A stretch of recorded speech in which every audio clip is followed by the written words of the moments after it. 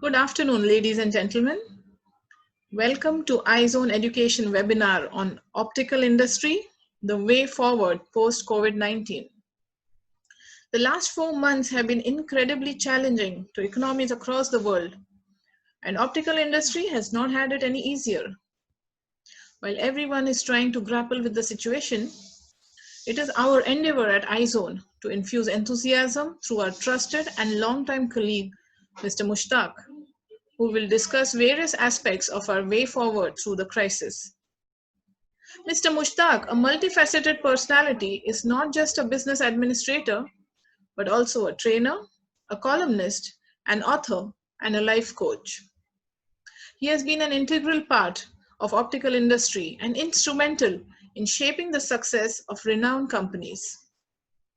Before moving forward, I would like to acknowledge the presence of Mr. Ali Bandur, CEO of Eyezone Education and Publishing. May I now request all participants to remain muted to avoid interruption for the speaker. I now hand over the session to Mr. Mushtaq for his presentation, which will be followed by an interactive question and answer session. Over to Mr. Mushtaq. So the purpose of today's webinar is to just discuss and share some thoughts about the way forward in the optical industry. Having said this, before that, I would like to stand up and salute all the healthcare workers, the doctors, the nurses, the compounders, the ward boys, and us optometrists, opticians, sales people on the sales front. What an amazing job we are doing. We have not relented in our efforts to get back and say we are afraid of it. Rather, we have presented ourselves on the front and still continue to supply our products, cater to the needs of the patients, and still see the world is operating. What an amazing thing. Please pat on your back. And now going forward, I would like to just share a few thoughts in the form of some presentation. First of all,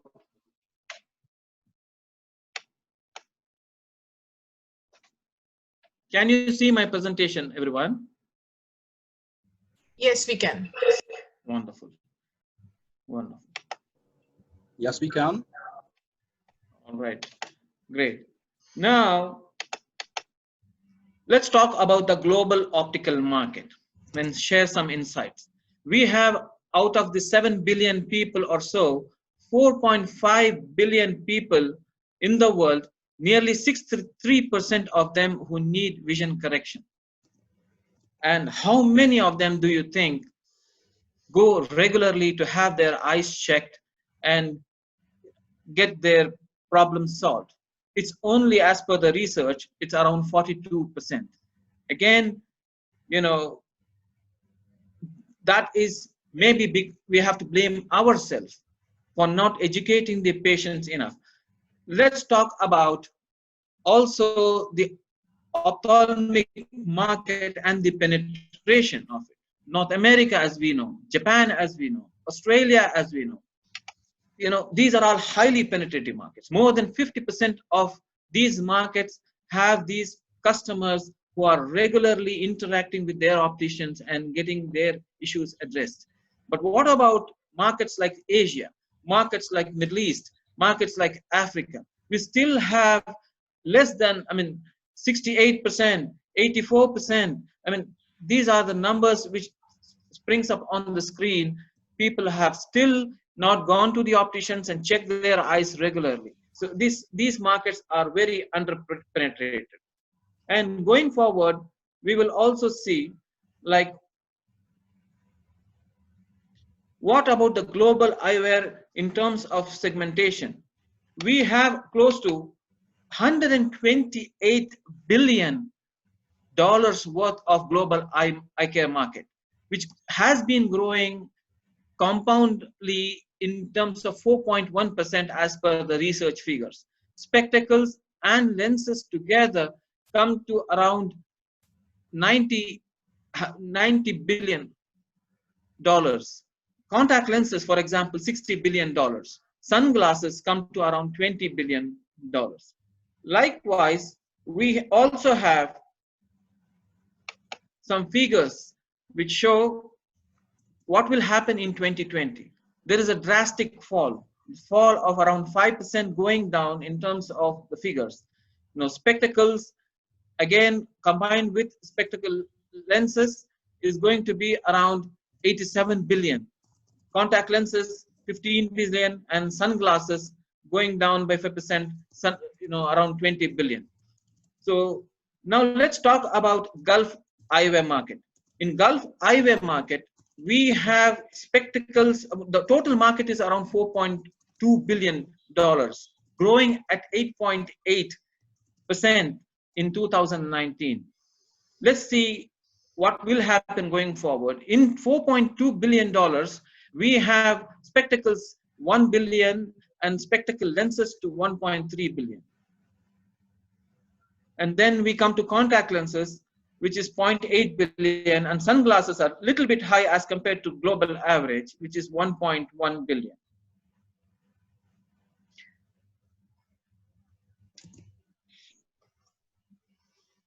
Now, if you see the Gulf market in 2019, in 2018, there was a research submitted in Eyezone magazine, which said that the online market will grow compoundly 4%. But as per the research in 2019, we got some figures that 8% was the growth of online business. And the rest is around 92% in terms of OTC, over the counter in the retail. Now, what do you think will happen in post-COVID era? We have no figures to substantiate. Already in our wholesale, we have witnessed a huge jump in terms of, online business picking up. This is not only with regard to contact lenses. Even sunglasses have registered a huge jump. We haven't got exactly how much they have grown, but from your figures, from your understanding, probably as soon as we finish this year, we will be trying to have some kind of analysis how online is growing. Every market in the Gulf and every market in the whole world, online is growing tremendously. So what are we going to do that in terms of, when the business is shifting towards online? Let me post you some challenges. First of all, we always patted ourselves as super sales people. We said we were able to sell solid gold frame worth 5,000 dinar or 50,000 dirhams to a customer. We patted ourselves, but selling 10 pairs of colored contact lenses at the same time. But unfortunately, right now, we have arrived at a situation that super salesman is dead because the customer is not going to come to you if these can be ordered online. And so what are you going to do? And going forward, I also have a question. And that question is, if you want to grow, you have all along been growing oranges in your garden. Now, suddenly the customer comes up and says to you, I want oranges with the taste of apple. Do you have a solution for that? Because something drastic has happened and you were not prepared for that. And the third and most important thing I would like to address here, the very essence of humanity, which I call it as human touch, has been destroyed. We will discuss all three questions going forward later as we come and analyze the situation.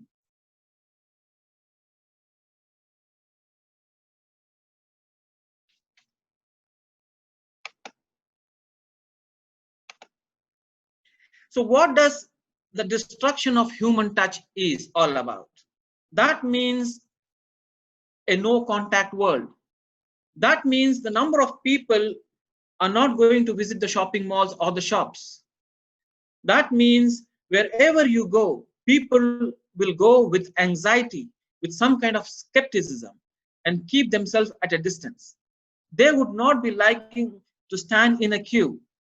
Malls will still be there, trying to please these customers and invite them in at every possibility with their aesthetic experience. But something has drastically changed. Look at what has grown in the market. The groceries have shot through in terms of business online. The apparel online has gone up. The restaurants were serving food online. The luxury items which we used to be only, in most cases in the shops, in the retail, in offline, has now gone online. What has proved right now is the footfall in the shops has plummeted. Consumer adoption online and offline kind of dilly-dallying, and they are more adept to go to online. Retailers were forced to lead from the front to protect their staff in terms of health and safety, reducing the stocks and simplifying the assortments, collaborating with suppliers became a necessity. To ensure continuous supply, cash flows were in trouble, and therefore they had to manage their account payables, and along with that with the suppliers. Retailers needed to come up with a recovery plan, which perhaps will take a long time. They had to remobilize their efficient staff. A lot of staff have been sent home and asked to sit at home until they get a call from their owners or the employers. And in effect, to restart and reorganize the business from the supply to logistics and to prices and promotions, it took a toll. So what have we to do now? I mean, we have to come up with a new strategy to emerge with resilience, because consumer behavior has changed forever. Grandfathers and grandmothers are going online to order coffee. Price has become very sensitive.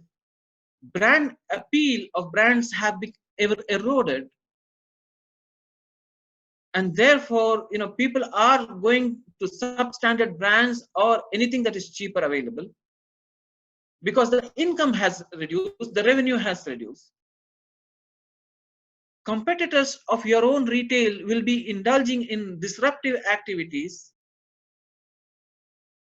and more people will be adapting to technology, and if you are not going to do that, it's going to be very detrimental.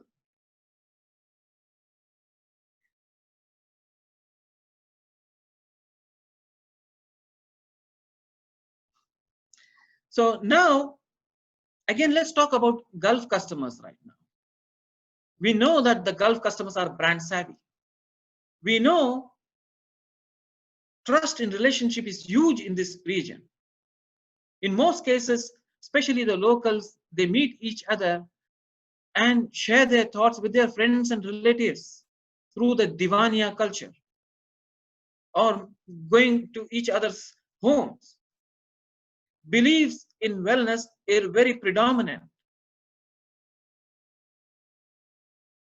God's blessings, still there is the average per capita income is high. And under the present circumstances, especially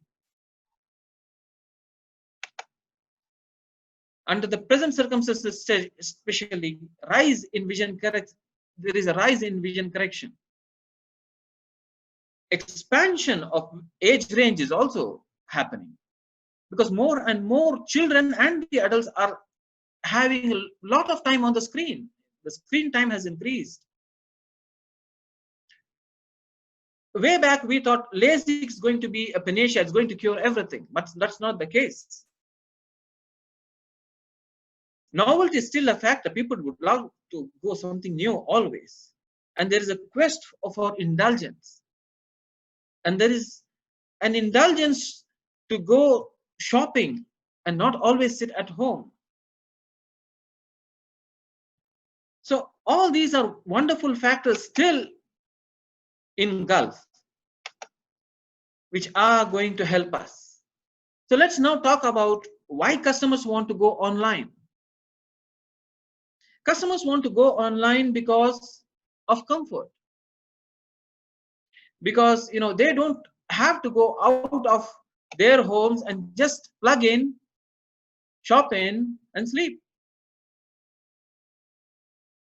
There is no pressure in shopping online, because no salesman is going to come and physically intimidate you or challenge you that this product is not good, why don't you buy this one, or try to influence you to buy any other product. Online saves a lot of time. Customers do not have to stand in queues in cash counters. They can shop from anywhere, even while driving in their car, stop it and just shop in. Company, if you don't like a particular website, you can go to any other website and compare the prices and what not.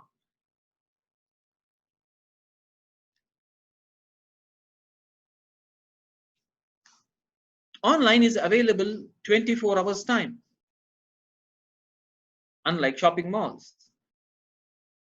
If I forget to buy my grocery, if my wife reminds me at middle of the night, I just have to go plug in and order the grocery, and that will be available next day morning at middle of the night. Imagine. So, and most importantly, if the order is delayed, the online gives a very nice tracking system when the order will be delivered exactly. At the end of the day, most people want to go under these circumstances. A, it's safety, and B, it's very cheaper. Rock bottom, some of them, I'm sure you will agree with me, is like, the kind of, I belong to contact lens business, so I know what's happening. It's terrible.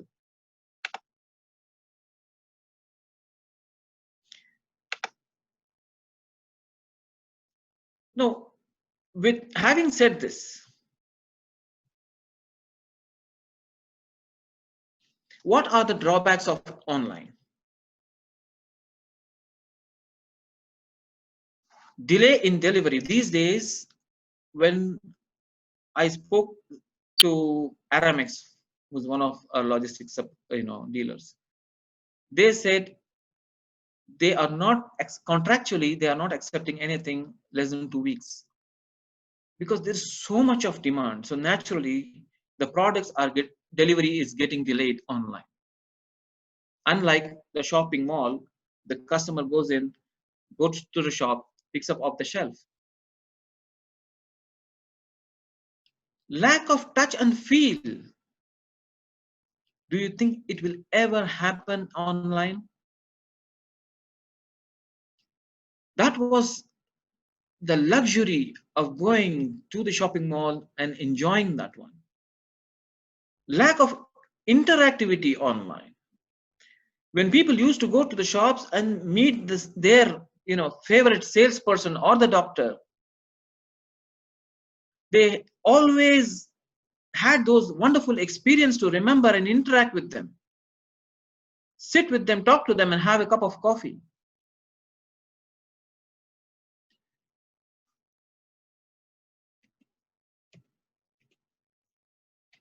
So lack of shopping experience if they go to online and purchase the products,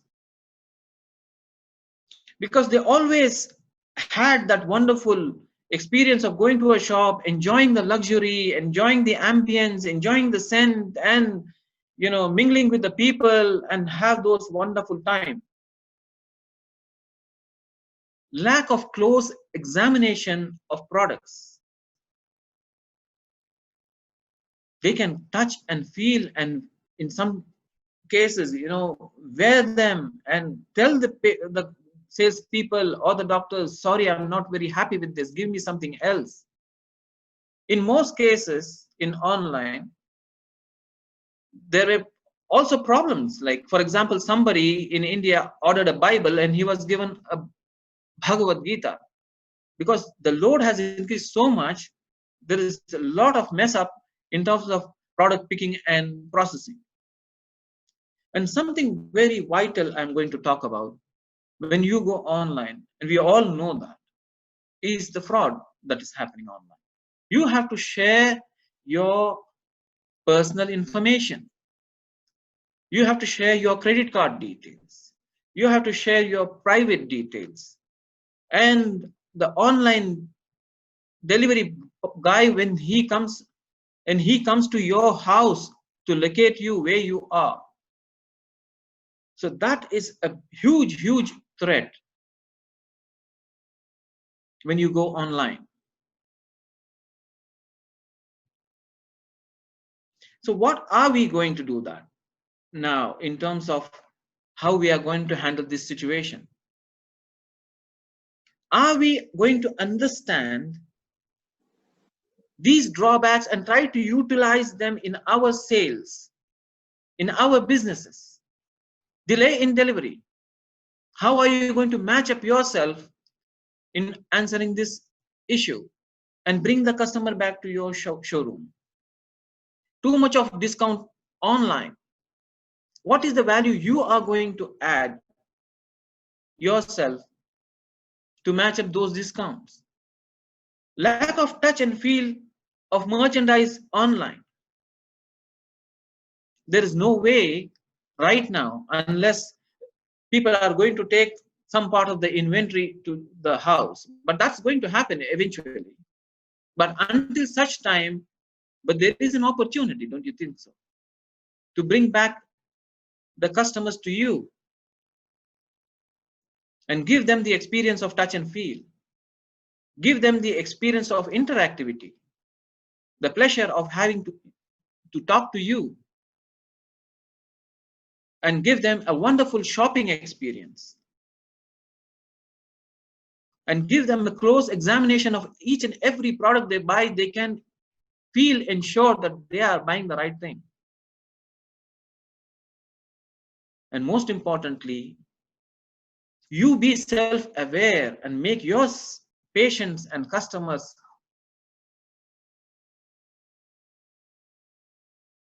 aware about the fraud of going online and privacy. I'm just going to give you an exercise because we have only 10 minutes now. I want all of you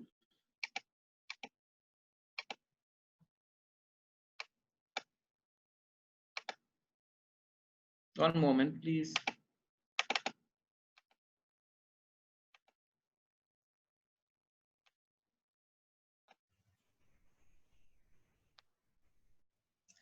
I want all of you. I can see some of you and I don't see some of you. But still, I recommend close your eyes and do this exercise. Pick up your finger and point towards north. Pick up your finger and point towards north. How sure are you that what you have pointed is north? Imagine if this is an organization. This exercise works fantastically well when we have a group of people in front of you, and you can replicate it. Every single person will be pointing towards, different direction. If the organization is going to go in a different direction, how are you going to come up with a solution in this post-COVID world?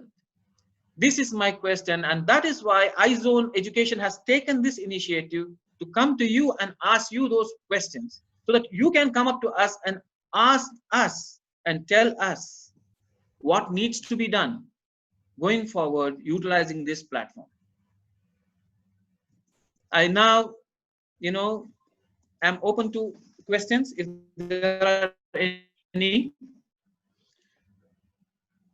Please, if you have, just raise your hand. Unmute and open the video and ask the questions. Mushtaq, would you like to stop the share button, or you want to leave that Yes. on? Yeah.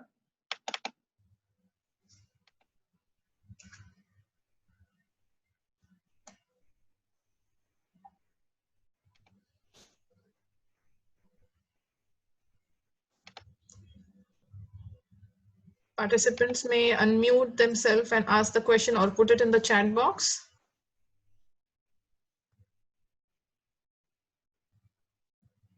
Are there any questions to be answered?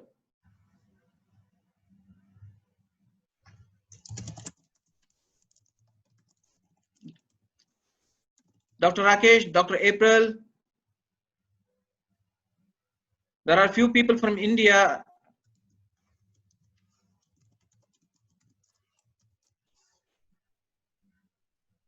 Okay, Mr. Yes, Abdullah. Do you have any question? Unmute yourself and you can ask that question.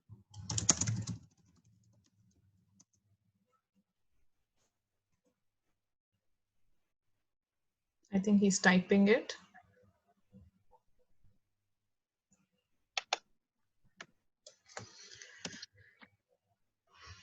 We don't have much time. We only have around 5 minutes now. Wrap up, yes. Just need to be quick. Since we have seen a normal, we all know how the consumer platform, I think he's typing further. Anybody else in the meanwhile wants to say something? We have seen our normal. We all know how the consumer.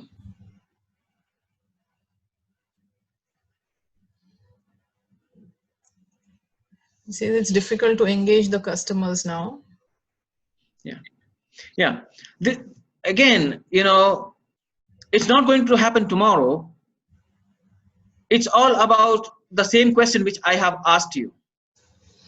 If the customer is going to come and ask you, I want an orange with an apple taste, because the rules of the game has changed. If the rules of the game has changed, then you need to approach those people who are experts in the respective games as to how they can equip you to address that situation. That's exactly Eyezone, has now come into picture, and let's make it happen together.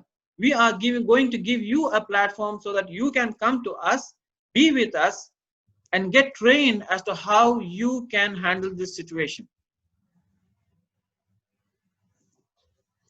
Thank you, Mushtaq. I think we will have to move towards closing now, unless we have maybe just one quick question.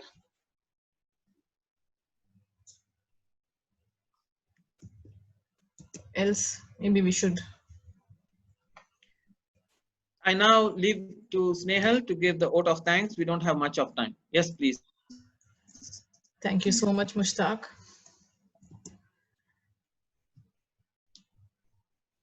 On behalf of Eyezone team, I would like to express my gratitude to our speaker, Mr. Mushtaq, for all those thoughtful insights on the way forward for the optical industry.